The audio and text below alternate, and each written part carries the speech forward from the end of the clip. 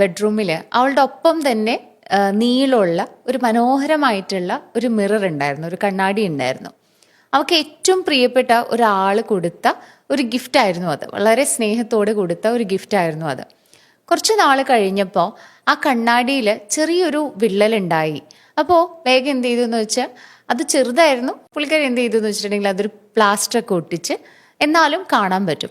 അപ്പോൾ ശരിക്കും നോക്കിക്കഴിഞ്ഞിട്ടുണ്ടെങ്കിൽ ചില ഭാഗങ്ങളൊക്കെ കാണുന്നത് കുറച്ച് ബുദ്ധിമുട്ടാണ്, എന്നാലും അത് അഡ്ജസ്റ്റ് ചെയ്തു. എല്ലാ ദിവസവും ആ കണ്ണാടിയുടെ മുമ്പിൽ വന്നിരുന്നു. അവൾ നന്നായിട്ട് ഒരുങ്ങി, കണ്ണെഴുതി, പൊട്ടുകുത്തി, അങ്ങനെ വളരെ നല്ല സന്തോഷത്തോടു കൂടി റെഡി ആയിട്ട് പോയി. കുറച്ച് ദിവസം കഴിഞ്ഞപ്പോൾ വീണ്ടും ആ കണ്ണാടിയിൽ ഒരു വിള്ളലും കൂടി വന്നു.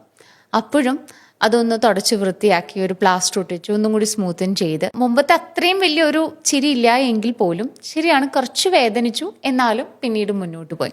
പക്ഷേ ഉള്ളിൻ്റെ ഉള്ളിൽ എവിടെയോ ഒരു ഡൗട്ട് തോന്നി. എന്നെ ശരിക്കും കാണാൻ പറ്റുന്നുണ്ടോ, അല്ലെങ്കിൽ ഇത് ശരിയാണോ എന്ന തരത്തിലുള്ള ഒരു സെൽഫ് ഡൗട്ട് ഉണ്ടാകാൻ തുടങ്ങി എന്നുള്ളതാണ്.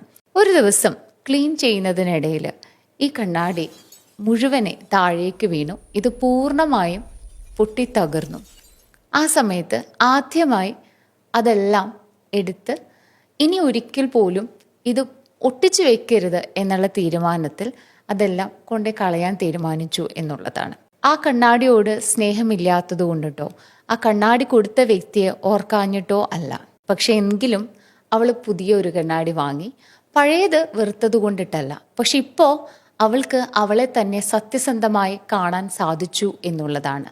നന്നായി കാണാനും നന്നായി വിശ്വസിക്കാനും വേണ്ടിയുള്ള ഒരു കൃത്യതയുള്ള, അല്ലെങ്കിൽ നമ്മുടെ തന്നെ റിഫ്ലക്ഷൻ തോന്നിക്കാവുന്ന ഒരു കണ്ണാടി.